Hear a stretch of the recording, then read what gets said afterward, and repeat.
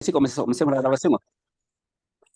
Para este día, pues tenemos anunciado este tema que ya lo habíamos dicho en la reunión anterior, que se llama la amartiología o la doctrina del pecado. Fíjese de que, déjeme comentarles una situación sobre por qué razón, digámosle así, se hace necesario hablar acerca de este tipo de cosas. Y vaya, por ejemplo, algunas de las reflexiones, por decirle así, que la teología hace sobre por qué razón es importante hablar acerca de esto, bueno, primero porque la Biblia lo menciona. Entonces, si la Biblia lo menciona, definitivamente que debe ser algo que nosotros lo debemos anunciar.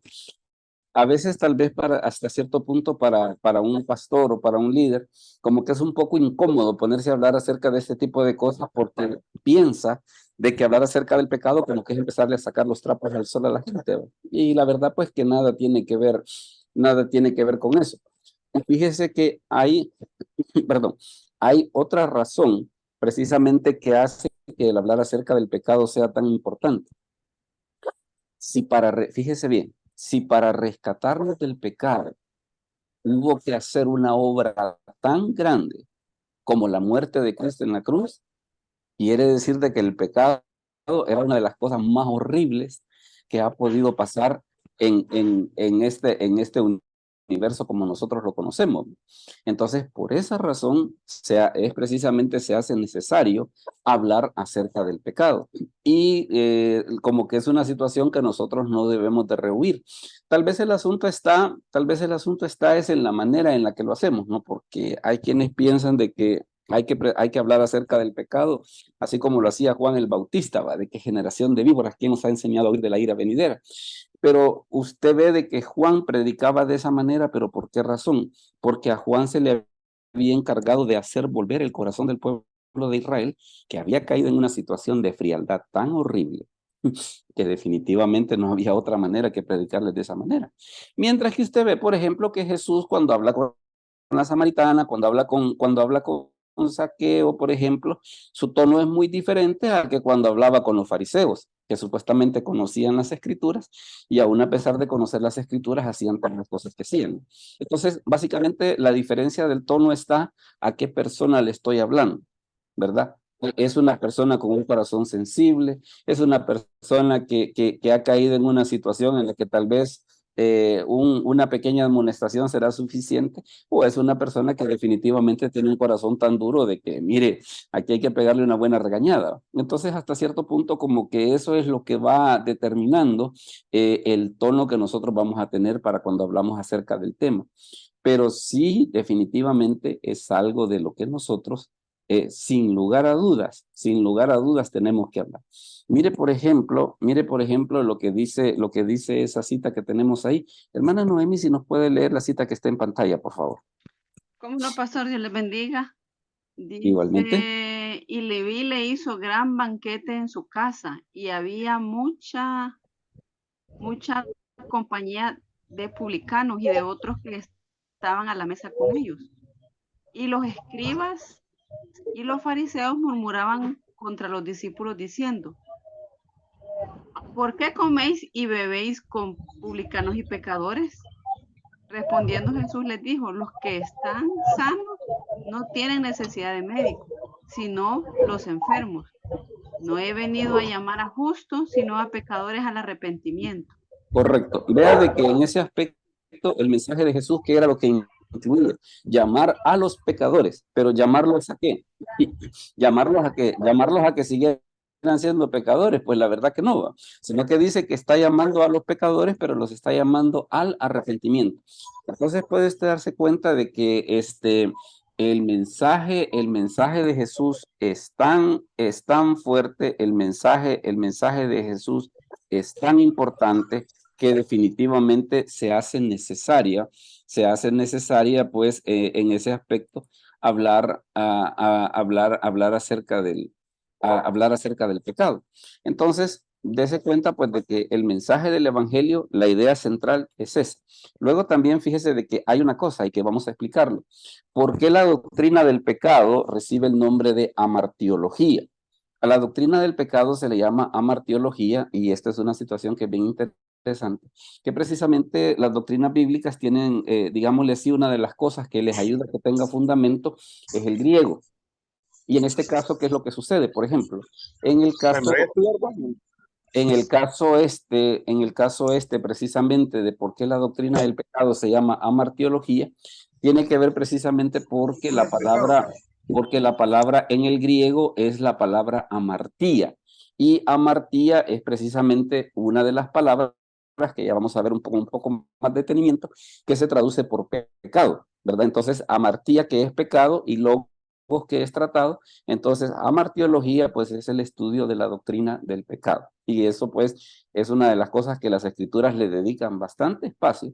Y solamente el hecho de que se necesitase una salvación tan grande como la salvación de Cristo, definitivamente que hace necesario hablar acerca del tema. Luego, fíjense que, por ejemplo, tenemos esta otra cita, mire, Hebreos 9:26. Hermano Jaime Rivas, si nos hace el favor de leernos la cita, Hebreos 9:26. Buenas noches, pastor. Buenas noches, hermano. Palabra de Dios dice así: de otra manera le hubiera sido necesario padecer muchas veces desde el principio del mundo, pero ahora, en la consumación de los siglos, se presentó una vez para siempre por el sacrificio de sí mismo para quitar de en medio el pecado. Palabra de Dios. Correcto. Entonces vea una situación, y es precisamente el hecho de que el pecado es una cosa tan grande, el pecado es una cosa tan horrible, que precisamente prácticamente el sacrificio de Cristo era más que esencial, era más que importante. Es por esa razón, y precisamente parte de la reflexión que yo si ustedes me ven que me estoy secando, es porque tengo un poco de temperatura, así que por eso es que me estoy secando. Entonces, ¿qué es lo que sucede? El hecho de que se haya necesitado una obra tan grande como la obra de Cristo en la cruz, ¿qué es lo que nos indica? Que precisamente el pecado es grave. Entonces, ¿qué es lo que sucede? Como el pecado es una situación grave, entonces nosotros desde los púlpitos, en nuestras tareas de liderazgo, debemos de tomarnos ese tiempo para poder explicarlo, pues que otras personas sepan lo que las escrituras dicen al respecto. Luego, fíjese que, por ejemplo, hay una situación, en esa última línea que le acabo de poner, usted se fija que dice que el pecado es cualquier falta de conformidad o transgresión de cualquier ley de Dios que fue dada como norma para la criatura racional. Ahí usted ve que en negritas habla acerca del Catecismo Mayor de Westminster. ¿Y este Catecismo Mayor de Westminster para qué sirve? Resulta de que este Catecismo Mayor precisamente lo hicieron en Inglaterra, en esa iglesia de Westminster, con la idea de qué? Con la idea, no es que ellos formularon nuevas doctrinas, sino que simplemente lo único que ellos hicieron fue sistematizar lo que la Biblia ya dice, pues, ¿verdad? De que si alguien quisiese estudiar alguna doctrina en específico, ellos lo único que hicieron fue ponerla en orden. Entonces, en este caso, el catecismo de Westminster, ¿qué es lo que dice? El pecado, dice, es cualquier falta de conformidad o transgredir cualquier ley de Dios. O sea, Dios ha dado una ley, pero viene, ¿qué es lo que sucede? Viene la persona y hace algo que está en contra de esa ley. A lo que hace es fallar a esa ley. Por eso es que habla acerca de falta de conformidad, o dice de transgredir, o sea, de traspasar algo de que no debe hacerse.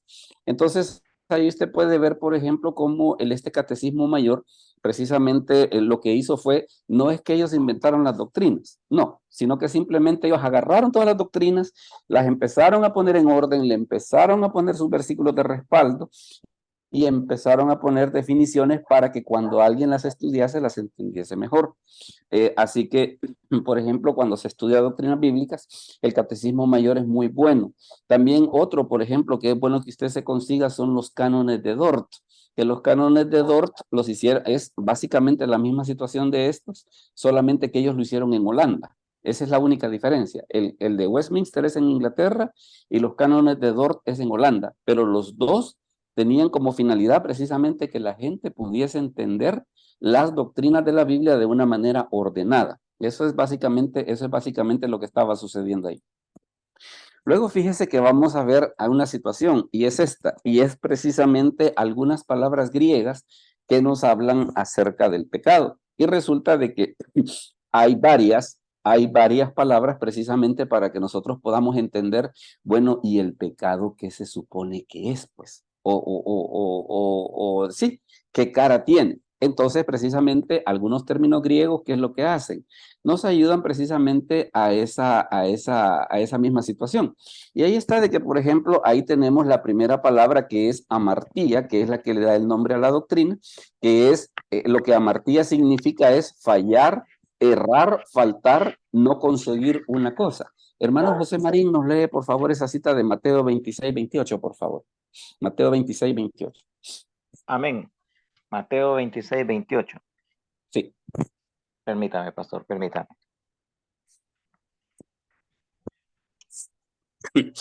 Si no, ahí lo tienen. 26, 28. 26, 28. Amén. Dice la palabra, porque esto es mi sangre, Mateo 26, 28, porque esto es mi sangre del nuevo pacto, que por muchos es derramada para remisión de los pecados. Y correcto. Hasta ahí. Vea que en este caso, ¿qué es lo que sucede? Cuando Jesucristo está explicando el significado de la Santa Cena, dice, esto es mi sangre, dice, para remisión de los pecados. ¿Qué sucede en el texto griego? En el texto griego es la palabra amartía, y amartía lo que significa es errar.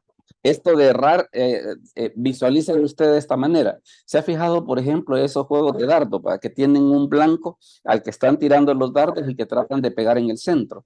Entonces, lo que amartía describe es una persona que falla en pegar en el blanco, ¿verdad? Hay un blanco al que hay que pegar, pero por alguna razón, ya sea por falta de habilidad, de lo que usted quiera, la cosa es de que no pega en el blanco. Entonces, precisamente la palabra amartía, que es una de las palabras que se ocupa para describir el pecado, tiene ese significado, de ya sea de errar, faltar, no conseguir una cosa. Entonces, eso es básicamente lo que el Señor Jesucristo hace con su sacrificio. Luego, fíjense que también hay otra palabra que se ocupa en el griego para hablar acerca del pecado, y es la palabra adikeo. Y esta palabra adikeo significa hacer injusticia, dañar. Hermano Mario, si nos hace el favor de leernos 1 Corintios 6:7, por favor. 1 Corintios 6:7. Amén. Así que, por cierto, es ya una falta en vosotros que tengáis pleitos entre vosotros mismos. ¿Por qué no sufrís más bien el agravio? ¿Por qué no sufrís más bien el ser defraudados? Correcto. Entonces, en el texto griego, ¿qué es lo que sucede? Esa palabra de adikeo se traduce precisamente en 1 Corintios 6:7, dice como un agravio. Ahora, ¿qué es lo que sucede? Su significado básico es hacer injusticia, dañar. Entonces, ¿qué es lo que sucede? A la luz de lo que nosotros vamos viendo de las palabras griegas, ¿qué nos damos cuenta? Nos damos cuenta que, entre otros casos, pecar es fallar, pecar es dañar, ¿verdad? Entonces, por eso es de que nosotros vemos cómo cómo esas dos palabras se ocupan en el texto griego y nos ayudan a entender qué. Nos ayudan a entender precisamente, ¿cómo se llama? ¿Qué es el pecado en sí, en su naturaleza? ¿Qué es? Luego, fíjese que hay una tercera palabra que se ocupa para hablar acerca del pecado, y es la palabra parábasis. Y esta palabra de parábasis lo que significa es pasar de largo, descarriarse, pasar por encima. Veamos, Oscar, si nos lees, por favor, Romanos 5:14. Romanos 5:14. No obstante, reinó la muerte desde Adán hasta Moisés, aún en los que no pecaron a la manera de la transgresión de Adán, el cual es figura del que había de venir. Vea de que en este caso, ¿qué es lo que significa la palabra parábasis? En este caso, en Romanos 5:14, ¿por qué se traduce? Se traduce por la palabra transgresión. Así es como se traduce en Reina Valera del 60. ¿Pero qué significa parábasis? Pasar de largo, descarriarse, pasar por encima. Entonces, ahí usted puede darse cuenta, y precisamente los libros de doctrina, ya los libros más bonitos, vaya los libros más interesantes, que es una de las cosas que hacen, precisamente cuando explican lo que el pecado es, precisamente recurren a las palabras griegas para que nosotros podamos entender, bueno, y el pecado en sí, en su naturaleza, ¿qué es? Porque a veces como que nos vemos en el lío de explicarle a la gente, mire, y el pecado qué tan malo es. O sea, ¿y por qué la muerte de Cristo fue tan necesaria? Pues no, es que mire, es que el pecado era una cosa bien grave. Pues, era una cosa horrible. Luego fíjese de que hay una cuarta palabra que se ocupa para hablar acerca del pecado y es la palabra paráptoma. Y esta palabra de paráptoma lo que significa es traspié o mal paso. Eso es lo que significa la palabra paráptoma. Hermano Hernán, ¿nos puede leer Mateo 6:14, por favor? Mateo 6:14. Active el micrófono para que se le escuche. Mateo 6:14.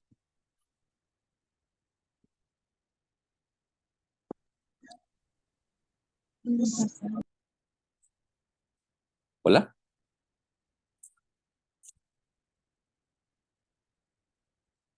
Quizás hermano Marín nos ayuda, por favor, con Mateo 6:14. Quizás tuvo algún problema técnico ahí el hermano Hernán. Mateo 6:14. Active el micrófono. Active el micrófono. Así. Así, hoy sí. Amén, amén. Porque, Mateo 6:14, porque si Sí. perdonáis a los hombres sus ofensas, os perdonará también a vosotros vuestro Padre Celestial. Correcto. Entonces, ¿qué es lo que sucede? Esta palabra de paráptoma en Mateo 6:14, ¿por qué se traduce? Se traduce por ofensa. A la luz de estas palabras, nosotros nos podemos hacer una idea, bueno, ¿y el pecado qué es? Mire, el pecado es fallar, el pecado es errar, el pecado es faltar, no conseguir una cosa, el pecado es hacer una injusticia, el pecado es dañar, es pasar de largo, es descarriarse, es pasar por encima. ¿Va? Aquello de que mire está la cola, pero yo tengo prisa y así que me voy a adelantar y me importa pues lo que me digan. ¿Va? Y el caso de la palabra paráptoma, ¿qué es lo que sucede? Dar un traspié, un mal paso. Entonces, puedes darse cuenta a la luz de todas estas palabras, precisamente cómo es de que cuando las escrituras hablan acerca del pecado, la verdad pues de que hablan acerca de una cosa terrible, pues. Entonces, es por esa razón, y tal vez, digámosle así, la idea central que yo quiero dejar en sus corazones, es el hecho de que definitivamente es un tema que no debemos evadir. A veces lo que sucede, y algunos se sienten, vaya, si los invitan a predicar, pues por ejemplo, a veces, pues mire, hay que hablar acerca de pasajes bonitos, y eso está bien, pero vaya, digamos, si usted está de planta en alguna parte ya predicando y todo, definitivamente que son temas que no puede evadir. Hay que hacer mención acerca de eso. ¿Por qué razón? Porque la escritura hace mención acerca de eso. Entonces, por eso se hace necesario hablar acerca de este tema. Luego fíjese que tenemos otra situación y es, por ejemplo, ¿cuál es la enseñanza bíblica? ¿Cuál es la enseñanza bíblica respecto del pecado? Y ahí está de que vamos a ver algunos versículos precisamente donde esta palabra amartía, que es la que nos habla acerca del pecado, qué es lo que la Biblia nos dice al respecto. Mire, por ejemplo, lo que nos dice Romanos 3:23. Romanos 3:23 nos dice que el pecado es universal. Hermano Jaime Rivas, si nos lee esa cita, por favor. Romanos 3:23. Dice así la palabra. Es universal, dice. Por cuanto todos pecaron y... Vea qué tremendo esto. Cuando la escritura dice, mire, ¿y quiénes han pecado? Todos. Ay, los niños también. Y los ancianitos, mire, si es que a los ancianitos ya no pecan, hombre. Mire, si es que son unas personas tan dulces. No, mire, la escritura ahí en ese aspecto no anda haciendo exclusiones, ¿verdad? Pero ¿por qué razón es esto que el libro de Romanos habla acerca de... Porque en este caso lo que se está hablando es acerca de la naturaleza pecadora, o sea, aquella herencia que nosotros tenemos de Adán, y es por eso que las escrituras en ese aspecto dicen, mire, ¿y quiénes han pecado? Todos. Mire, pero es que si es un niño, acaba de nacer, ¿y qué pecado va a traer? Claro, establezcamos una diferencia. Malas acciones, fíjese bien, malas acciones, naturaleza pecadora heredada de Adán, esa sí la trae. Esa sí la trae. Es por eso de que las escrituras cuando vienen y dicen, mire, ¿y quiénes han pecado? Todos. Por eso dice, por cuanto todos pecaron, dice, y están destituidos de la gloria de Dios. Luego fíjese que, por ejemplo, una de las cosas que, aparte de que es universal, También las escrituras nos hablan acerca del pecado, de que el pecado esclaviza a la persona. Hermana Noemí, si nos puede leer, por favor, Romanos 6:14. Romanos 6:14. El pecado esclaviza a la persona. Amén, pastor, dice la palabra de Dios, porque el pecado no se enseñoreará de vosotros, pues no estáis bajo la ley, sino bajo la gracia. Correcto. Vea que una de las cosas precisamente que hace el pecado, ¿qué es? Dice, se enseñorea de la persona. O sea, ¿qué sucede? Lo domina. Lo domina. Esto nos ayuda a entender, por ejemplo, por qué a la persona sin Cristo le es tan difícil cambiar. Porque muchas veces la persona sin Cristo dice, mire, pero es que usted no sabe cómo yo he luchado con este mal hábito, usted no sabe todo el esfuerzo, toda la gente que me ha ayudado y no he podido liberarme de esto. Pues si es que el pecado lo tiene dominado, así literalmente, lo tiene esclavizado. Entonces, por eso es de que Romanos 6:14 nos hace esa observación en el sentido de decir, mire, ¿y el pecado qué se supone que hace? El pecado esclaviza a la persona. El pecado esclaviza a la persona. Y eso le explica a usted también, por ejemplo, porque cuando una persona recibe a Cristo, ¿por qué cambia? Porque como una de las cosas que el Señor hace, ¿qué dice? Si el Hijo os libertare, dice, seréis verdaderamente libres. Entonces, ¿qué es lo que hace el Señor? Liberarnos de esa situación de esclavitud, pues. Entonces, eso es lo que ocurre, eso es lo que las Escrituras nos dicen respecto del pecado.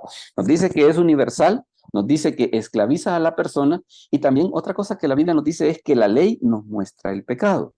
La ley nos muestra el pecado en Romanos 3:20. Hermano Mario, nos lee Romanos 3:20, por favor. Romanos 3:20. Amén. Ya que por las obras de la ley ningún ser humano será justificado delante de él, porque por medio de la ley es el conocimiento del pecado. Correcto. Y fíjese que las Escrituras después siguen desarrollando la idea, dice, en el sentido de decir, mire, ¿y cómo sé yo que no hay que robar si no es porque la ley me lo dice? Entonces, ¿qué es lo que pasa? Como la ley me dice que robar es algo que está malo, entonces por eso es de que yo sé que la ley, que esa es la función de la ley. Ahora, en este caso, fíjese de que hablando un poquito acerca de la ley, aquí nos topamos con una situación, porque a veces hay quienes dicen, bueno, mire, entonces, ¿y el Antiguo Testamento para qué servía? Si la ley es el conocimiento del pecado, sí, pero también otra de las cosas que las Escrituras mencionan es que dice que la ley fue nuestro ayo para llevarnos a Cristo. Eso del ayo significa de que era como un tutor, de que cuando los niños estaban pequeños les enseñaba a leer, les enseñaba a escribir, les enseñaba buenos modales. Entonces, ¿qué es lo que sucede? La enseñanza de la ley o lo que tiene que ver con lo que está en el Antiguo Testamento definitivamente se hace necesario. Pero nos dice la Escritura, ¿cómo es que nosotros nos hemos dado cuenta que el pecado existe? Porque hay una ley escrita, en este caso las Escrituras, hay una ley que nos dice precisamente qué es lo que es bueno y qué es lo que es malo.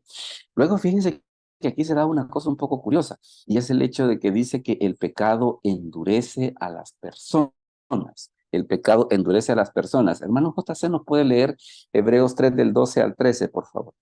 Hebreos 3 del 12 al 13. El pecado endurece a las personas. Hermano JC. Hola.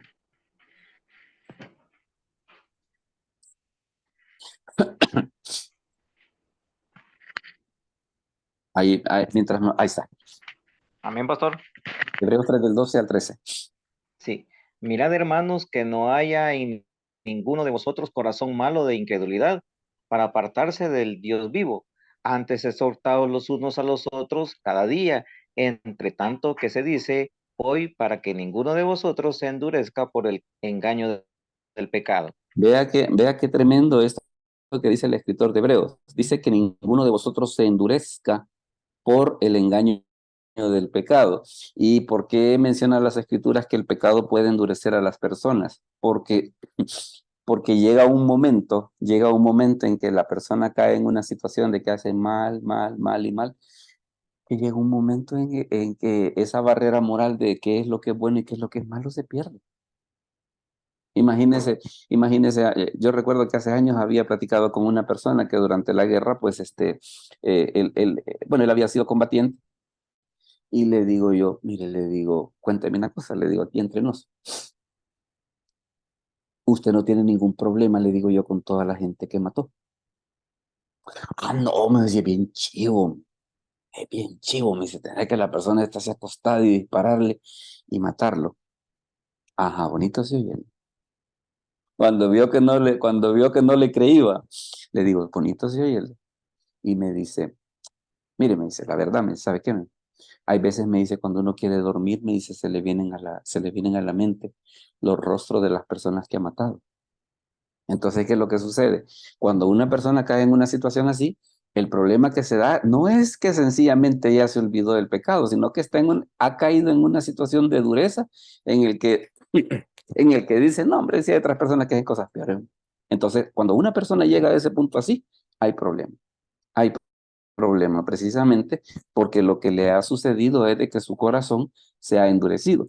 Luego fíjense que también otra cosa que es bien importante es lo que nos dice este otro pasaje bíblico, que el pecado trae como consecuencia la muerte. El pecado trae como consecuencia la muerte.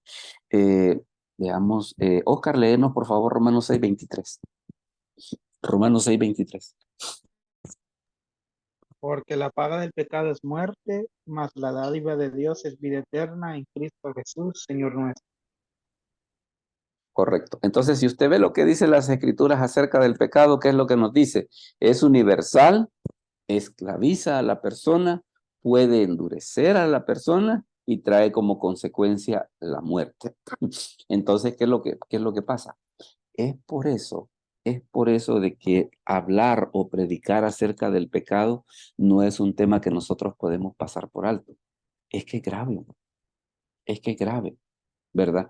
Entonces, ¿qué es lo que sucede? Precisamente parte de la labor de la predicación, parte de la labor de la evangelización, parte de la labor del discipulado, ¿qué es lo que tiene que incluir? El hecho que las personas comprendan lo que las escrituras hablan acerca del pecado. Tal vez no tanto como para convertirse en una persona legalista, tal vez no tanto por eso, sino por ver qué es lo que las escrituras sí dicen y qué es la posición que nosotros debemos de tomar al respecto.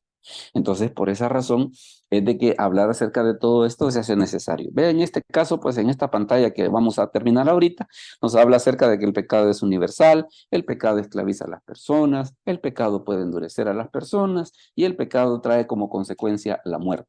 Ese, digámosle así, que es el lado negativo de la historia. Ese es el lado negativo de la historia. Ahora, y en el lado positivo, mire, hablando acerca de la enseñanza bíblica del pecado, mire, y si el pecado es así de horrible, y Dios por su parte, ¿qué ha hecho para resolverlo? ¿Verdad? Entonces es aquí donde vienen precisamente estos otros pasajes. Mire. Por ejemplo, una de las cosas que nos dice la Escritura es que Jesús nos salva del pecado en Mateo 1:21. Hermana Noemí, si nos lee Mateo 1:21, por favor. Con Mateo gusto, 1:21. con gusto. Mateo 1:21 dice, y dará a luz un hijo, y llamará su nombre Jesús, porque él salvará a su pueblo de sus pecados. Correcto, vea que dice, vea que cuál es uno de los puntos importantes o por qué nació Jesús para salvar a su pueblo de sus pecados. Entonces, en ese aspecto, no, y esta es una cosa bien importante que hay que señalar. No es que Dios se ha hecho el desentendido, ¿no? De decir, mira, el pecado existe ahí, pero mire, a Dios como que no le importa. No, ¿cómo no? ¿Cómo no? Si es que precisamente el hecho de que Jesús naciese en eso que nosotros conmemoramos como la Navidad y que es una cosa muy bonita y que yo le decía a alguien que no cree mucho en la Navidad, un cristiano, por cierto, que no cree en la Navidad, le digo yo, trabaja el 25, hombre, no te compliques. Trabaja el 25 y el aguinaldo que te des, que no te lo paguen, mejor regálamelo a mí y no lo ocupes vos, porque como vos no crees en la Navidad, entonces no recibas el aguinaldo. Entonces, ¿qué es lo que sucede? En este caso, las escrituras nos dicen, mire, ¿qué vino a hacer Jesús? Vino a salvar a su pueblo de sus pecados. Entonces, ¿qué nos demuestra eso? Que de parte de Dios, Dios no estaba indiferente a lo que estaba pasando. Y que es una de las cosas que Dios ha hecho precisamente para resolver el problema, enviar a Cristo. Enviar a Cristo. Luego también fíjense que aquí vamos a ver este pasaje que es bien interesante, ya le voy a explicar por qué. Que las escrituras nos dice que nuestros pecados son borrados. Hermano Jaime Rivas nos lee por favor Hechos 3:19. Hechos 3:19. Dice así la palabra. Así que arrepentíos y convertíos para que sean borrados vuestros pecados, para que vengan de la presencia del Señor tiempos de refrigerio. Palabra de... Muy bien. Vea de que cuando las escrituras hablan acerca de eso, de que para que vuestros pecados sean borrados, Fíjese que esta palabra, esa situación que describe el libro de Hechos de que nuestros pecados son borrados, la palabra en el griego es una palabra bien, el sentido que tiene es un sentido bien interesante. En el texto griego, y los chicos de griego, pues creo que recordarán cuando hablamos acerca de eso, que está en el libro de Barclay, que es precisamente esta palabra de exaleifo. Y esa palabra, ¿qué es lo que indica? Lo que indica era que precisamente en el primer siglo, cuando se hacían documentos, generalmente lo hacían a base de una tinta de carbón, que la hacían a base de carbón y de grasa de animales.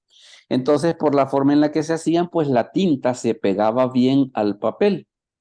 Pero había un problema. Si usted le pasaba un trapo mojado, borraba todo lo que estaba ahí.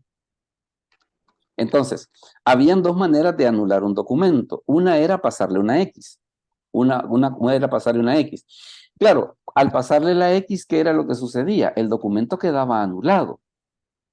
Pero ¿qué era lo que sucedía? Lo que decía en el documento siempre se veía. Eso era al pasar la X. Pero al hacer esto que dice la escritura acá en Hechos 3:19, en Hechos 3:19 que dice para que vuestros pecados sean borrados, aquí la cosa es un poco diferente. Precisamente porque la palabra que se ocupa en el texto griego, esta palabra de exaleifo, que es lo que indica, que yo he agarrado un trapito húmedo y borré todo el papel. Entonces cuando yo voy a ver el papel, ¿qué es lo que está? Es un papel en blanco. Entonces, de parte de Dios vemos esa situación. Primero, Jesucristo vino para salvar a su pueblo de sus pecados. La otra cosa, de parte de Dios, dice, Él vino, dice, para que sea, la obra de Cristo tenía que ver para que nuestros pecados sean borrados. Y aquí hay otra palabra bien interesante. Mire, que Dios no nos inculpa de pecado. Romanos 4:8. Hermano Hernán, ¿nos ayuda por favor con Romanos 4:8? No sé si cómo estamos ahí de audio. Hermano Hernán Chávez. Hola. Yo creo que quizás tiene problema de audio. Ahorita. Bueno. Ok, gracias. Romanos 4:8. Así es.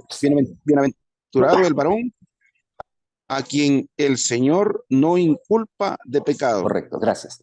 Vea que en este caso, vaya, habíamos visto primero qué es lo que hace el pecado, que endurece a las personas, que trae como consecuencia la muerte. Digamos que hemos visto el lado negro del pecado, el lado negro. Ahora, ¿qué es lo que sucede? Lo que estamos viendo es, mire, ¿y la solución cuál es? Pues, mire, la solución es de que, entre otras cosas, Jesucristo, ¿qué vino a hacer? Dice, vino a salvar a su pueblo de sus pecados. La otra cosa que dice que cuando una persona entrega su vida a Cristo, ¿qué hace? Sus pecados son borrados. Y la tercera cosa que ocurre, dice, es que Dios no nos inculpa de pecado. Y fíjese que aquí también hay otra palabra griega que es bien interesante. Cuando habla acerca de que dice que el Señor no nos inculpa de pecado, es esta palabra que usted está viendo acá, mire, la palabra logizomai. Y esa palabra tiene un sentido bien curioso. Entre otras cosas, era una palabra que se usaba en contabilidad y significa cargar a la cuenta. La idea es que nuestros pecados nos son como una cuenta sin saldar que tenemos con Dios y que además no podríamos liquidar jamás. Le voy a dar una idea. Yo creo que muchas veces ustedes han oído que hay empresas que tienen, por ejemplo, esa famosa cuestión del borrasaldo. Y el borrasaldo, ¿qué es lo que significa? Mire, que yo tenía, por decir algo, que yo tenía $1,000 en una tarjeta de crédito y si yo salí favorecido con esto, ¿qué es lo que sucede? Ya no los voy a pagar. Ahora, yo quiero que no tengan, los gasté, porque sí los gasté. Lo único que me dice la empresa emisora, mire, usted los gastó, pero como una decisión mía, usted no los va a pagar. Entonces, esa es la idea básica cuando las escrituras dicen a quien el Señor no inculpa de pecado. No es que la ofensa no se cometió, ¿verdad? Porque a veces hay personas que dicen, ay, sí, los cristianos bien campeonamente, vienen, matan a alguien y después con solo pedirle perdón al Señor, ya, entonces ya los pecados le son perdonados y mire, entonces no mató al fulano. No, ¿cómo no? Sí lo mató. Por eso es de que usted se fija que qué fue lo que hizo Jesús con el ladrón que estaba en la cruz. Le dijo, de cierto te digo que hoy estarás conmigo en el paraíso. Claro, el ladrón siempre tuvo que morir, porque sus pecados ante la sociedad los tenía que pagar, pero ante Dios estaba perdonado. Aquí hay de decir, mira, las ofensas que tú hiciste, ¿sabes qué es lo que ha sucedido? Te cuento, hay un borrasaldo. Hay un borrasaldo. ¿Y ese borrasaldo qué significa? No vas a pagar la deuda. La deuda sí existió. La deuda sí existió. Pero ¿por qué no la vas a pagar? Porque ya hubo alguien que la pagó por ti. ¿Y ese alguien quién era? Jesucristo. Entonces es por eso de que esta palabra de Romanos 4:8 tiene ese sentido, ¿no? Que dice, bienaventurado el varón, dice, a quien el Señor no inculpa de pecado. Y la otra cosa que también la Biblia nos dice, hablando acerca del pecado, es de que somos liberados. Somos liberados. Hermano Jaime, léanos, por favor, Romanos 6, 17 y 18, por favor. Romanos 6, 17 y 18. Dice así la palabra de Dios. Pero gracias a Dios que aunque erais esclavos del pecado, habéis obedecido de corazón a aquella forma de doctrina a la cual fuisteis entregados, y libertados del pecado, vinisteis a ser siervos de la justicia. Palabra de Dios. Correcto. Vea qué comparación más interesante la que hace las Escrituras. ¿Qué éramos antes? Dice, éramos esclavos del pecado. ¿Qué ocurre ahora que hemos recibido a Cristo? Dice, hemos sido libertados del pecado. O sea, es un cambio, pero abismal. Viera qué interesante y le recomiendo la discusión que está de la doctrina del pecado en la teología sistemática de Schaeffer. Mire, ahí se meten unos líos que de veras así como reflexión filosófica, es interesante que nosotros los podamos ver. Pero ¿qué es lo que nos dice las Escrituras? Mire, ¿cómo estábamos sin Cristo? Éramos esclavos del pecado. ¿Qué ha sucedido ahora que tenemos a Cristo? Hemos sido liberados del pecado.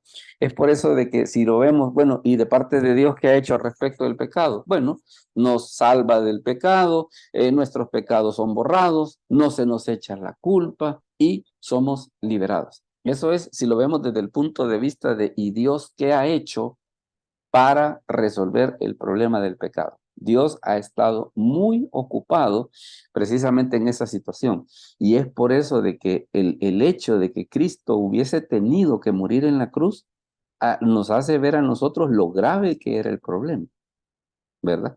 Repito, el hecho de que Jesucristo haya muerto en la cruz nos hace ver lo grave que era el problema del pecado. Es por esa razón de que hablar acerca del pecado no es un asunto que debemos excluir de los púlpitos. No, no, hay que hablarlo. ¿Por qué? Porque la Biblia lo hace. La Biblia lo hace. Entonces, como la Biblia lo hace, nosotros también lo tenemos que hacer.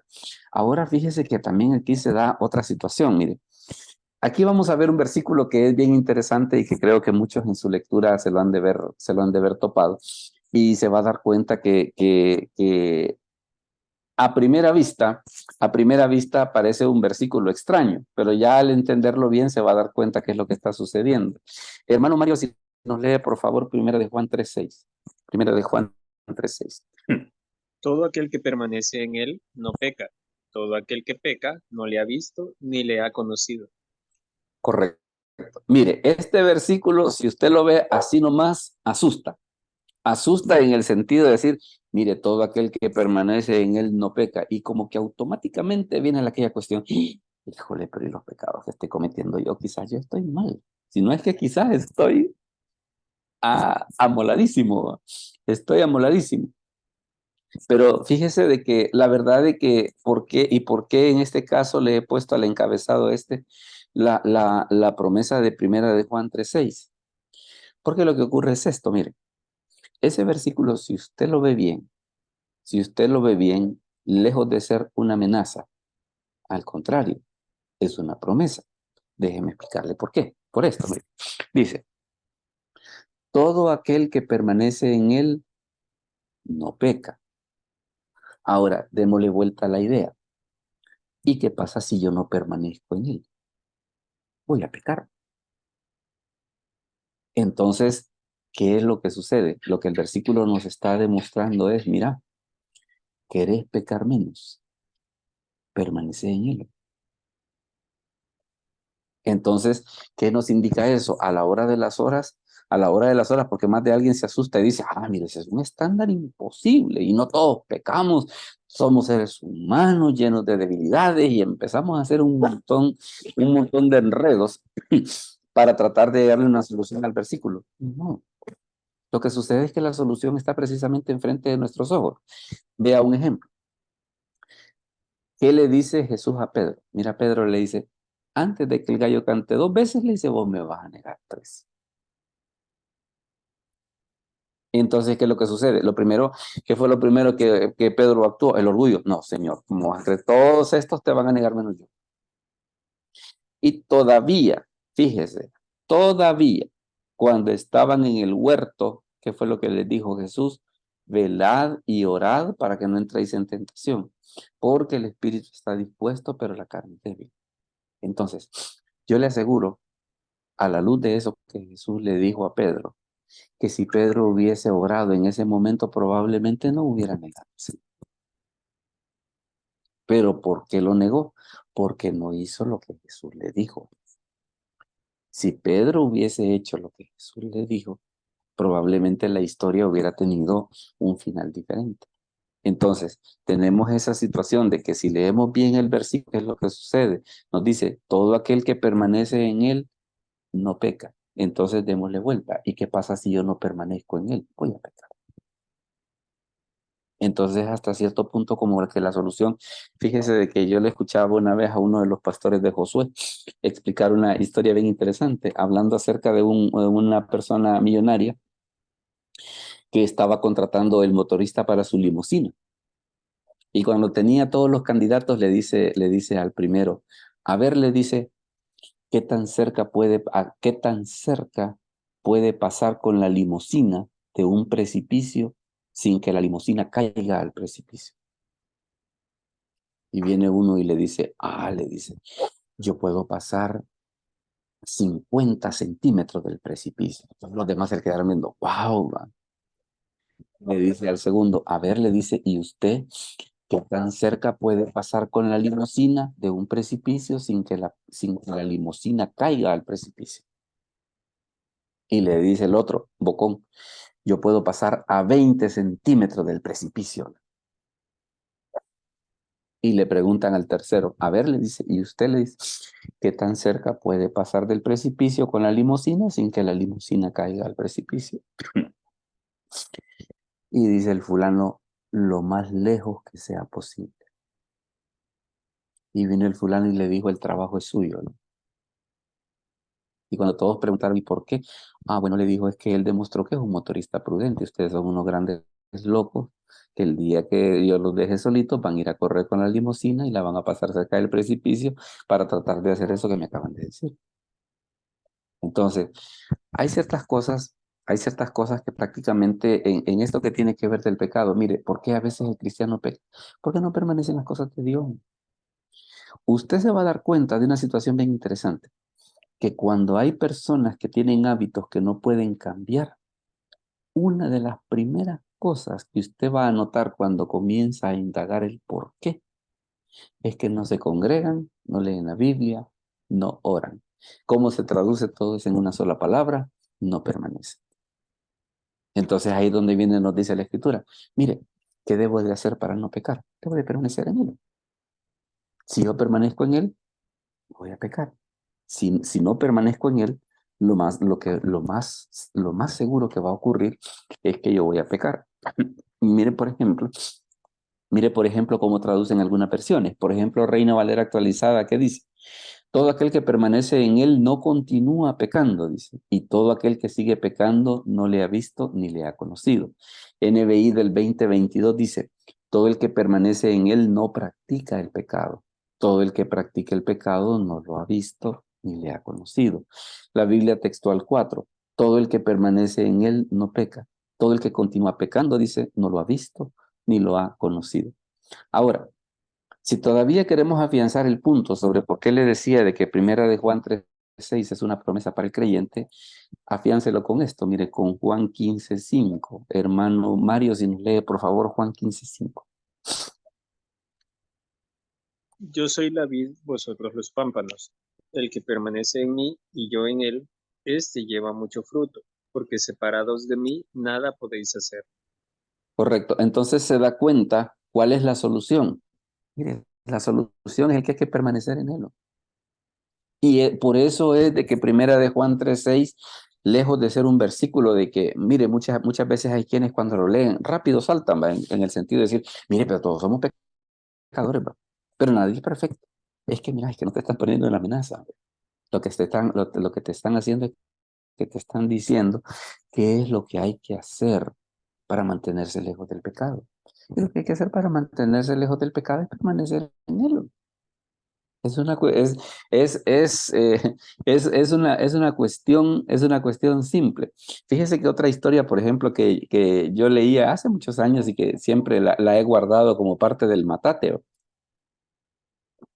es acerca de una persona, es acerca de una persona que vivía en una montaña y siempre cada mes bajaba al pueblo, bajaba con dos perros, un perro blanco y un perro negro.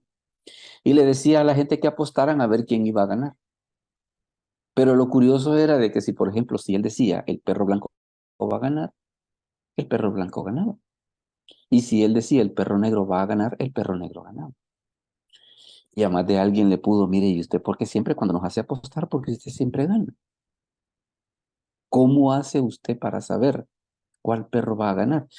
Y él dice, sencillo, sencillo. Si yo quiero que gane el perro blanco, dejo sin comer al perro negro, le doy de comer al perro blanco y gana. Si yo quiero que el perro negro gane, dejo sin comer al perro blanco, le doy de comer al perro negro y el perro negro gana. Entonces la solución es, mire, va a ganar a lo que usted le dé mate comer. Y con el pecado ocurre algo parecido. La gente peca, pero ¿por qué razón? Es lo que más alimenta.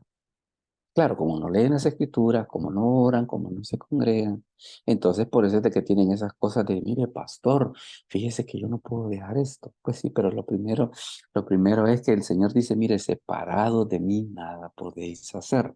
Entonces difícilmente va a ser que una persona, aún siendo cristiano, lejos de Dios, va a cambiar ese tipo de cosas.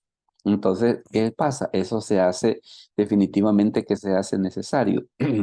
Fíjese de que esto que le estoy poniendo acá, se lo voy a explicar así rapidito, es siempre Primera de Juan 3:6, pero visto desde el punto de vista del texto griego, ¿no? Porque cuando dice que todo el que permanece en él no peca, y en ese caso, pues, es un verbo del presente del indicativo activo, se está describiendo una acción. Y cuando dice todo aquel que peca es un verbo participio. El participio lo que indica es una acción continua. Es por eso de que usted ve que algunas versiones lo traducen no continúa pecando, porque el participio lo que hace es precisamente eso, hacer que una acción sea continua. Por eso es de que el cambio que usted ve en algunas de las versiones que estábamos leyendo. Ahora fíjese que hay otra situación que vamos a ver ahorita y es esta, es la realidad del pecado. Porque vaya, nosotros como creyentes entendemos de que el pecado existe porque la Biblia lo dice. Pero, ¿y la persona que no es creyente o la humanidad que no es creyente, cómo se supone que ha manejado esa situación de la existencia del mal en el mundo? Fíjese que ellos, algunas de las maneras en las que se ha tratado de razonar sobre por qué existe el pecado, una de ellas es el determinismo. Y el determinismo dice que el hombre es esclavo de las circunstancias. O sea, la persona no puede escoger. Si vos naciste con una casa de borrachos, lo más seguro es que vas a ser borracho y no vas a poder escoger. Si vos naciste en una casa de drogadictos, vas a ser drogadicto porque naciste en una casa de drogadictos y no tenés dónde escoger. Ahora, ese es el razonamiento humano. Ese es el razonamiento humano. Y las escrituras que nos dicen. Las escrituras que nos dicen. Hermano Jaime, por favor, léanos Deuteronomio 30:19. Dice así la palabra de Dios. A los cielos y a la tierra llamó por testigos hoy contra vosotros, que os he puesto delante de la vida y la muerte, la bendición y la maldición. Escoge, pues, la vida para que vivas tú y tu descendencia. Palabra de Dios. Vea qué interesante. Dice, mira, yo te he puesto las dos opciones. Tú puedes escoger. Tú puedes escoger. Entonces, ¿por qué le pongo este versículo? Porque el determinismo no es cierto. El determinismo no es cierto. No es cierto de que nosotros estamos determinados a ser malos. Fíjese que nombre nosotros podemos escoger. Nosotros podemos escoger. Yo un día de estos estaba viendo un meme bien interesante que estaba un borracho y estaban los dos hijos a la par de él. Y uno de ellos dice, yo soy borracho porque mi papá era borracho. Mientras que el otro era un profesional y dice, yo soy un profesional porque mi papá era borracho y en él pude ver qué es lo que la borrachera hace en una persona. A la hora de las horas la gente puede escoger. No es aquello de que, mire, como, es que yo, fíjese que como yo nací pobre, feo, entonces por eso es que ni modo, ¿verdad? No, discúlpeme.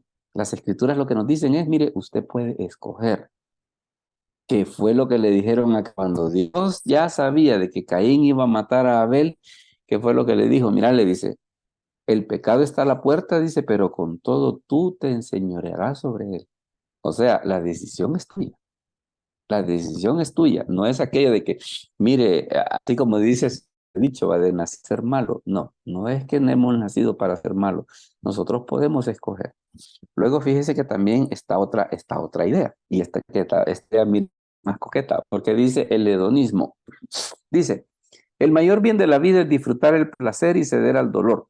Se disculpan en frases como errar es de humano. Hombre, mire, ¿quién es el que no peca? Hombre? Todos somos pecadores. Entonces el hedonismo cae en esa situación como queriendo decir, no, hombre, mire, si es que lo malo se justifica, hombre. Es que lo malo se justifica. Ahora, ¿y eso es correcto? Definitivamente que no. Mire lo que dice la escritura. Hermana Noemí, léanos por favor, Gálatas 6:7. Gálatas 6:7. Mire lo que También, dice. pastor, dice Gálatas 6:7, no os engañéis, Dios no puede ser burlado, pues todo lo que el hombre sembrare, eso también segará. O sea, mira, no caigas en la cuestión de que, es que como todo el mundo lo hace, es que no, mire, si es que todos somos malos. O aquella, yo no soy malo, sino que soy malosón. O sea, soy un tipo de. ¿Se ha fijado, por ejemplo, cómo ese tipo de gente que dice, yo no soy bolo, dice, soy un bebedor social? O sea, como queriendo hacer que la cosa sea menos grave. Entonces, ahí es donde dice la escritura, mire, para todas aquellas gentes que piensan así, ¿sabe qué les dice la escritura? Dios no puede ser burlado. Dice. Todo lo que el hombre sembrare, eso también segará. Entonces, ¿qué es lo que sucede? Puedes darse cuenta que el determinismo a la luz de las escrituras no es correcto. El determinismo a la luz de las escrituras tampoco es correcto. Una tercera situación que es lo que dice la ciencia cristiana. La ciencia cristiana dice que el pecado es un error en la mente.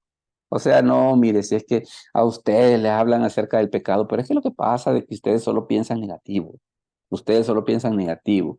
Usted lo que debe de hacer es empezar a pensar positivo, empezar a pensar en ideas de triunfo y se va a dar cuenta que todo va a salir bien. Pero ¿qué es lo que sucede? Las escrituras nos dicen, mire, no, por favor, dice, no caiga en la trampa de creer de que el pecado es solamente como es que es cosa de gente negativa. No, mire lo que dice la escritura en Génesis 2:17. Mas del árbol de la ciencia del bien y del mal no comerás, porque del día que de él cierto, de que este versículo es totalmente cierto, es que toda la humanidad hasta esta fecha se está muriendo. Entonces no es aquello de que, no, mire, es que el pecado lo que pasa es de que usted empieza a pensar positivo y se va a dar cuenta de que va a resolver todo. No, mire, hay ciertas realidades de las que no podemos escapar, ¿verdad? Y una de ellas es precisamente del pecado y de sus consecuencias. Luego fíjese que también tenemos esta otra situación, mire, y aquí vamos a ver una situación. Bueno, si una persona recibe a Cristo, se pondría que ella no debería de pecar. Se supone.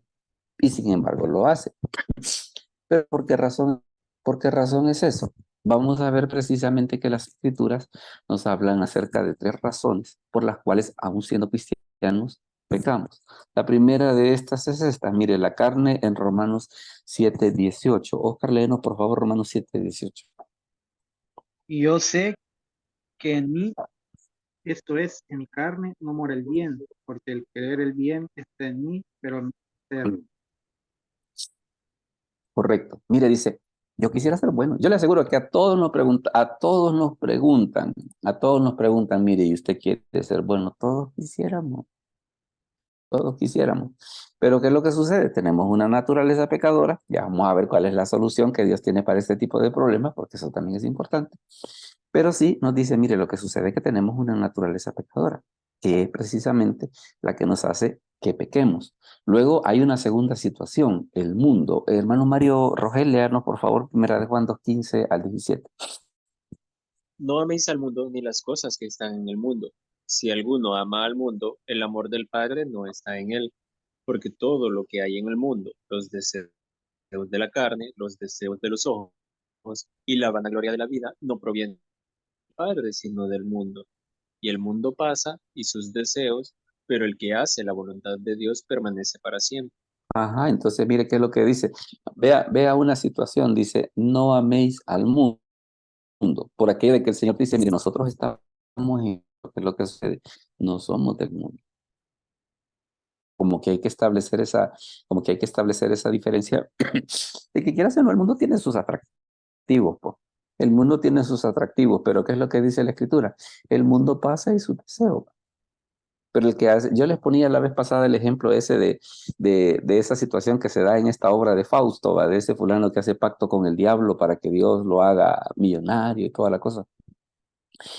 Pero viéndolo bien es un maltrato, ¿va? Porque imagínense, lo va a hacer millonario 60 años para quedarse con su alma inmortal por toda la eternidad, como que es un maltrato, ¿va? Definitivamente es un maltrato. Entonces, ¿pero qué es lo que sucede? La gente en ese momento no, como que no se pone a hacer ese análisis, pues. No se pone a hacer ese análisis de decir, mire, como que me están engañando en el trato, ¿va? Entonces, por eso es que el Señor dice, no, mire, el mundo pasa y sus deseos. Y luego la tercera razón, el cristiano peca por causa del enemigo. Hermano JC, si nos lee, por favor, 1 de Pedro 5, 8 y 9. Amén. Sed sobrios y velad, porque vuestro adversario, el diablo, como el león rugiente, anda alrededor buscando a quien devorar, al cual resistid firmes en la fe, sabiendo que los mismos padecimientos se van cumpliendo en vuestros hermanos en todo el mundo. Correcto. Ahora, vea de que hemos visto, digámosle así, el problema. Hemos visto el problema. Ok. ¿Y la solución cuál es? ¿La solución cuál es? Es interesante que las escrituras no solo nos plantean el problema, sino que también nos dan la solución. Y mire qué bonito cómo lo hace la escritura. Y esa tal vez es la parte interesante. Perdón.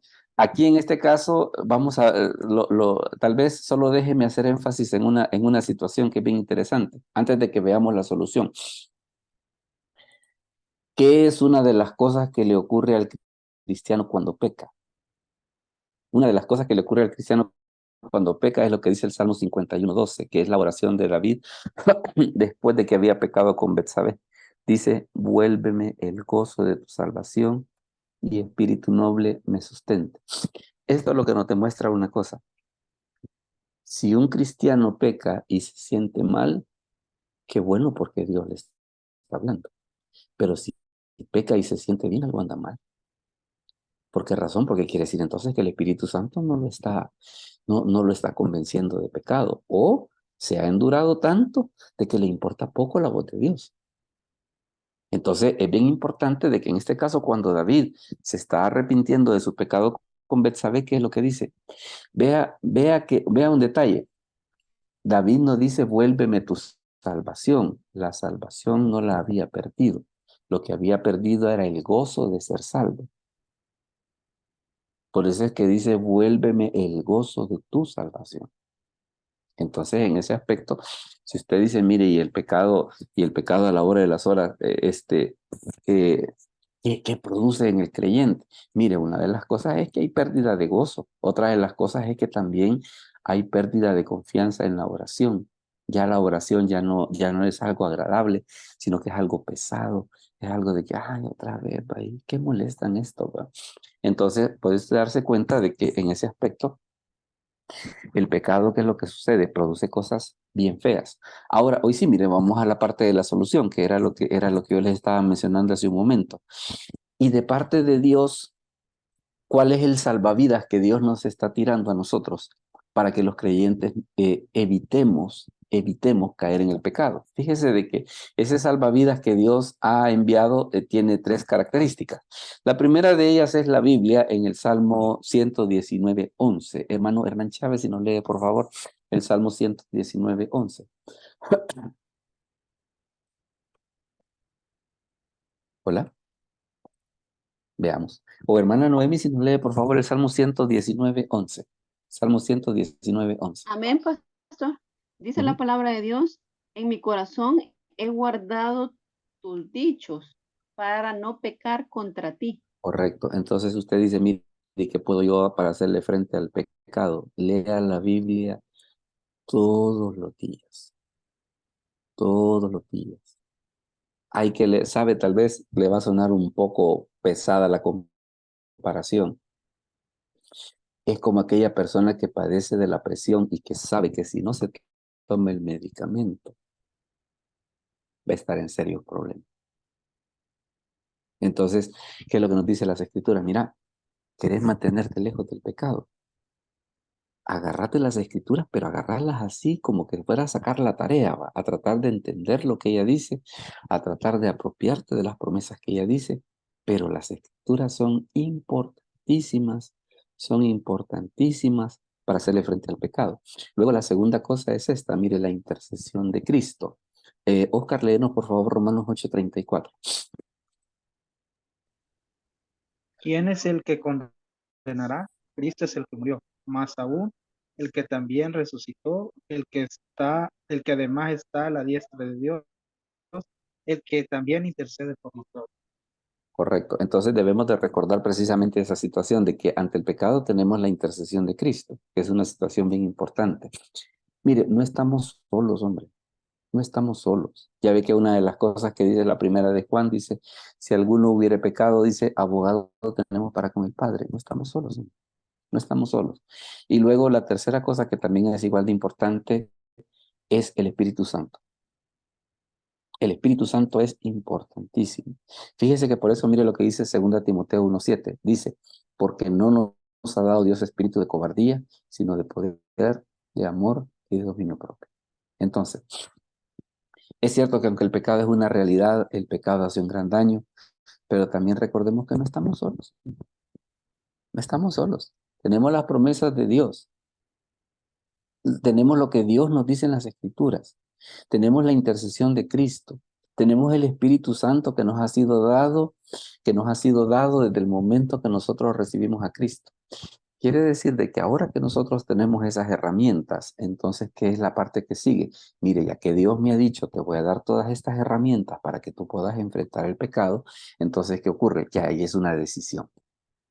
Ya ahí es una decisión en la que yo digo, no, mire, no, mejor no hagamos caso, de ese tipo de cosas.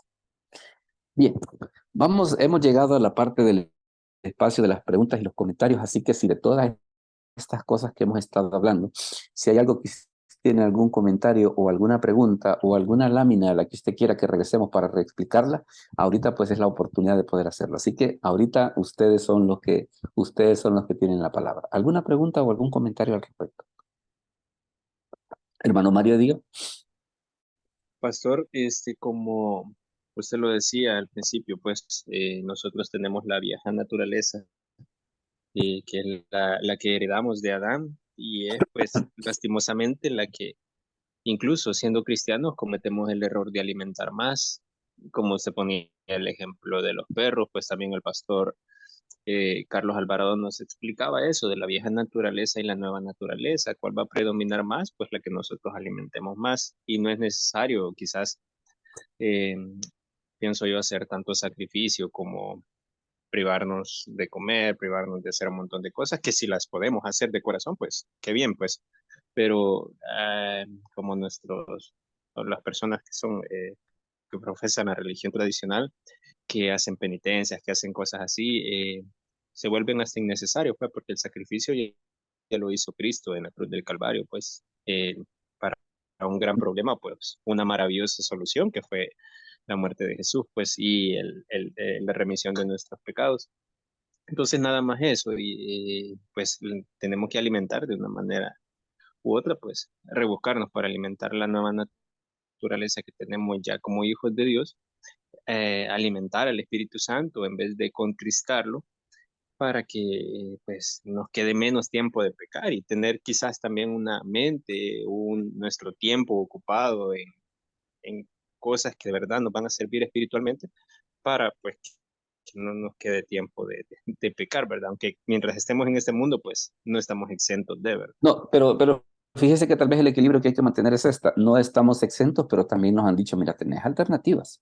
¿Va? Y esa es la parte importante. Es que a veces hay quienes agarran el no estamos exentos como una manera de justificación. Y vaya, yo entiendo que no estamos exentos, esa parte, esa parte es correcta, pero también debemos de recordar, y por eso es la idea de esto, de que aunque no estamos exentos, pero también tenemos ayudas. ¿Verdad? Es como que usted diga, mire, un carro tiene un cinturón de seguridad, no porque yo estoy pensando en chocar o porque quiera ir a chocar el carro, no, pero por si acaso, ahí yo tengo la protección, no vaya a ser que un día de esto pase. ¿Va? Veamos el hermano Marín primero y el hermano Hernán Chávez después. Amén, pastor. A ver, dígame. Bendiciones a todos. Como el pecado es el pecado lo tenemos por heredad, pastor, en la primera intervención, primeras láminas. ¿Qué pasa con el estado de conciencia en la que una persona puede estar? ¿A partir de cuándo podemos decir esta persona, el pecado lo separa de Dios? Digamos, los niños, por ejemplo, los infantes, los bebés, ellos ya nacieron con una naturaleza pecaminosa, Sí, así. Pero ¿hasta qué edad, podríamos decir de manera bíblica, si podría ser, es que esa persona puede tener una separación de lo que nosotros llamamos estar separado de Dios, digamos, en ese contexto? sí. Digamos, ¿a qué edad, digamos? Podemos Ok. decir, no tenemos una referencia, pastor. Esa es mi pregunta. Bueno, vaya, fíjese que tal vez no tanto que haya una edad, hay un parámetro. Hay un parámetro. Veamos por qué. Jesús dice de los niños es el reino de los cielos. Es por eso de que, si, por ejemplo, si un niño muere al nacer o cuando está tiernito, pues ahí su salvación está asegurada. Por esa observación que Jesús hace que dice de los niños es el reino de los cielos. Tal vez no tanto la edad, sino en qué momento es cuando empiezan a tener uso de razón. Cuando ya pueden decidir sobre, que usted le dice, anda, bañate. No quiero. Mira, ir a la escuela. No, no quiero. Y no, y usted lo quiere llevar y no, no quiero. Entonces, ¿qué es lo que sucede? Ya él ya está tomando una decisión consciente. Prácticamente no es la edad, sino es cuando ya puede tomar decisiones conscientes, ¿verdad? Puede ser de que algunos a los 2, 3 años ya estén más que conscientes de todo y hay otros que a los 4 o 5 y todavía tienen problemas en ese sentido, ¿no? Entonces no es tanto la edad, sino es ese estado en el cual ellos ya adquieren cierta conciencia de qué, lo que dice la escritura, de escoger, de decidir. Cuando llega ese momento en el que pueden decidir, entonces ahí sí se hace necesario, por ejemplo, que nosotros les hablemos de Cristo, ¿verdad? Ahí en esa situación se da. Amén, A pastor. ver, veamos. Primero el hermano Hernán Chávez y después el hermano Jaime Rivas. Veamos. Hermano Hernán. Buenas noches, maestro. Buenas noches, compañero. Sí, en doctrinas nos enseñaron que hay dos tipos de pecado. Uno que es pecado contra Dios, que es pecado de muerte, y el otro es pecado circunstancial, que es posiblemente sea contra mi prójimo o contra digamos, las circunstancias del diario vivir, ¿va? Sí. Entonces, tal vez nos ayuda ahí un poquito, nos da nada más Una luz sobre eso. ahí nos ayuda a entender algo Ok, más. perfecto. Mire, cuando la primera de Juan, por ejemplo, habla acerca, bueno, y Juan dice, hay pecado de muerte por el cual yo no digo que se pida. ¿Cuál es, por ejemplo, hágame el favor tal vez de desactivar el micrófono que se le dice? Entonces, ¿cuál es, por ejemplo, un pecado de muerte? Usted lo puede ver, por ejemplo, en el caso de los hijos de Elí. Que los hijos de Elí, una de las cosas que dice la escritura que sucedía, dormían dormían con mujeres en el templo, hacían avería y media. Entonces, ¿qué fue lo que sucedió? Dice, la escritura tiene su línea bien tremenda. Jehová había determinado hacerlos morir. porque el papá veía que hacían ese tipo de cosas y no los detenía. Entonces, un pecado de muerte es cuando una persona de una manera persistente, necia, a pesar de que sabe que está haciendo mal, lo sigue haciendo. Y una de las cosas, usted se fija, por ejemplo, a veces ese tipo de actitudes de, es que a mí solo Dios puede juzgarme. Le digo, yo he aprendido una cosa cuando alguien me dice esa situación, tienes toda la razón, fíjate. Solo Dios puede juzgarte. Y ¿sabes qué? Cuando Dios te juzgue, te va a cobrar todos los impuestos, el fobial, el cotrance, el IVA, el pago a cuenta, la retención de la renta, todos te los va a cobrar. Entonces, en ese aspecto, el pecado de muerte tiene que ver con esa situación. Cuando una persona deliberadamente, persistentemente, mire, tal vez voy a ir un poco más al extremo. Eso, por ejemplo, es de aquellos casos de aquellos pastores que tienen amante. Y una de las preguntas que tal vez a nosotros nos vendría es, mire hermano, ¿y usted que no sabe que eso no es correcto? Ah, ¿cómo no? Mire, pero mire cuántos pastores que conozco que son divorciados. Yo no conozco el problema y ahí siguen predicando. Es que no le estoy preguntando por todos los demás. Le estoy preguntando por usted. Ah, no, es que solo Dios puede juzgarme. Ah, bueno, usted ya agarró la pala y usted solo se está echando la tierra en el ataúd. Entonces, ese es el pecado de muerte de aquella persona que persistentemente, neciamente, sabiendo que está haciendo mal, lo sigue haciendo. Primero el hermano Jaime Rivas y después el hermano Marín. Veamos. Pastor, Gracias, pastor. Bueno, Jaime, perdón, sí, Pastor, Jaime Rivas, diga. ¿podría ampliarnos un poquito, más bien, no sé si ampliarnos o explicarnos, mejor dicho, cómo se da la transmisión del pecado? ¿A qué me refiero? En el nacimiento virginal de nuestro Señor, pues no intervino hombre. Debería entender de que nosotros somos los que transmitimos ese pecado original. Sí, vaya, déjeme comentarle algo. Fíjese de que aunque la teología tiene sus opiniones, porque, vaya, por ejemplo, la transmisión efectivamente, digámosle así, que es por lo que la doctrina más se inclina. El hecho de que el pecado es transmitido de padres a hijos. Por eso es de que usted ve, por ejemplo, de que es una de las cosas que dice David, en pecado me concibió mi madre, ¿verdad? Por aquella razón, por aquella situación de que como está, digámosle así, nuestra carne está contaminada prácticamente desde la creación. Entonces, ¿qué es lo que sucede? Por eso es de que cuando una persona nace, ya viene con esa mancha, pues. Esa mancha no se le cobra mientras está en ese lapso que estábamos comentando en la pregunta anterior, que dice que de los niños es el reino de los cielos. Mientras está en ese lapso, digamos que no le echan la culpa del problema. En el momento en el que empieza a tener conciencia del asunto, entonces le dicen, no, mira, hoy sí ya va esa situación. O lo que le puede servir de pista es, por ejemplo, lo que dice el libro de Romanos, de que dice que el pecado, dice, por un hombre, dice, pasó a todos los hombres, dice, por cuanto todos pecaron. Entonces ahí es donde se da la situación esa de que sí, efectivamente, el pecado se transmite de padres a hijos.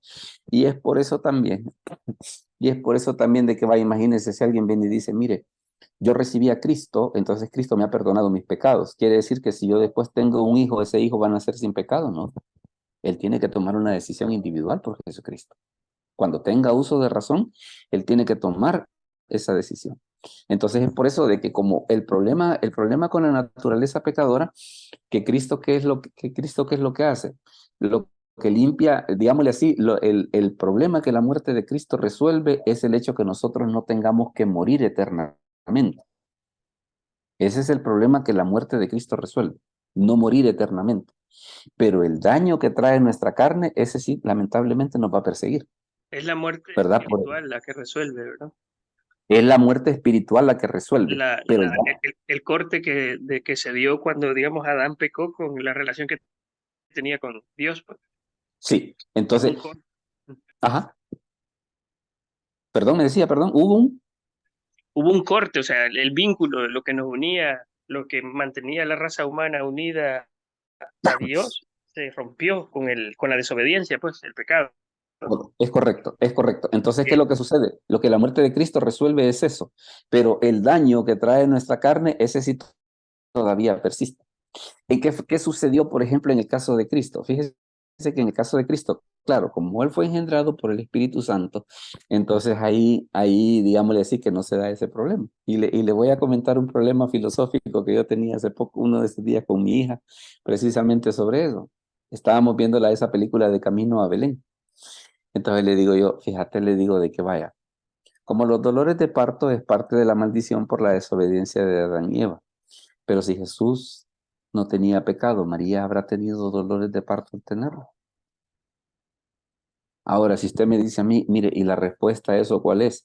Yo le diría así como últimamente dicen los influencers, va, no tengo pruebas, pero tampoco tengo dudas.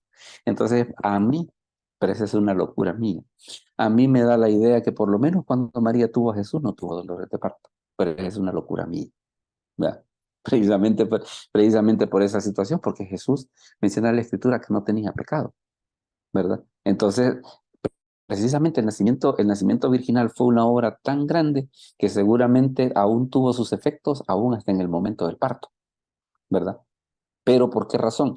Porque como Jesús fue engendrado, su parte humana fue engendrada por el Espíritu Santo, entonces no tuvo ese problema de la transmisión. Y las escrituras son tan, digámosle así, son tan detallistas en este aspecto, de que usted lee la genealogía de Mateo 1 y ¿qué es lo que dice? Abraham engendró a Isaac, Isaac engendró a Jacob, y así va con toda la lista. Cuando llega a José, dice, José, esposo de María, de la cual salió Jesús llamado el Cristo. Ahí no dice que José lo engendró, sino que simplemente dice que Jesús salió de María. ¿Pero por qué razón fue eso? Porque Jesús fue engendrado por el Espíritu Santo, ¿verdad?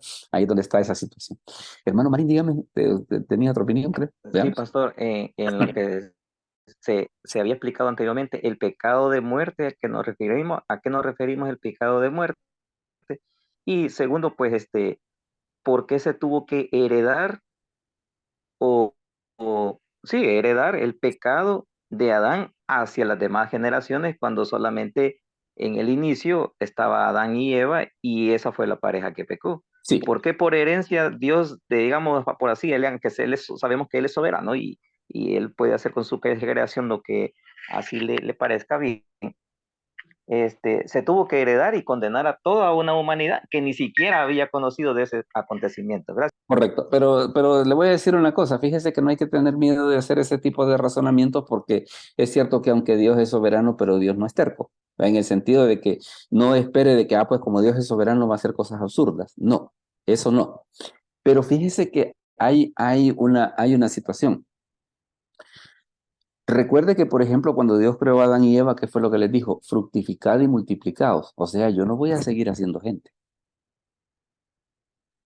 sino que los seres humanos que nazcan de ahí para allá, los van a hacer ustedes. Yo simplemente, ¿qué es lo que estoy haciendo? Lo que estoy haciendo es que les estoy dando la autorización para que ustedes, al unirse, puedan crear vida.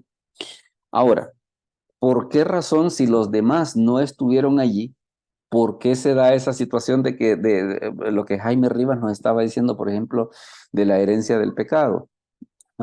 Por lo siguiente, y tal vez tomemos como punto de referencia una enfermedad. Usted se fija, por ejemplo, que una de las cosas que se dice, bueno, mire, y el labio leporino, por ejemplo, ¿de dónde viene? Viene de que tal vez alguno de los progenitores en algún momento padeció una enfermedad venérea.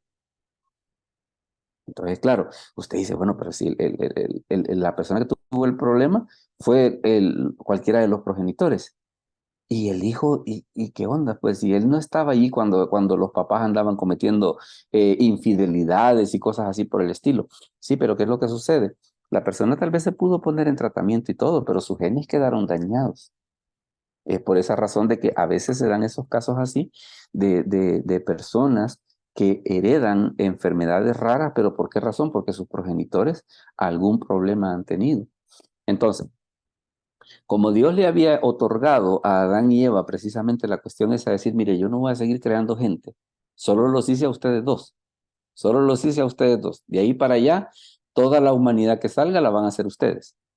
Entonces, ¿qué es lo que pasa? Ya prácticamente toda la humanidad, desde el punto de vista de nuestro cuerpo, puede heredar el bien como heredar el mal. ¿El bien en qué sentido? Las cualidades físicas, por ejemplo, que si usted tiene buena salud, es muy probable que su hijo tenga buena salud, ¿verdad? Y por el lado contrario, si usted tiene una mala salud, si usted tiene algún problema, digamos, crónico, alguna situación así por el estilo, es probable de que su hijo también tenga una situación crónica. Entonces es por eso de que aunque los demás, aunque no estuvieron allí, pero ¿qué era lo que sucedía? Como prácticamente el molde matriz ya estaba malo, entonces por eso es que todos los demás han salido mal en esa parte. Todos los demás han salido mal en esa parte, ¿verdad?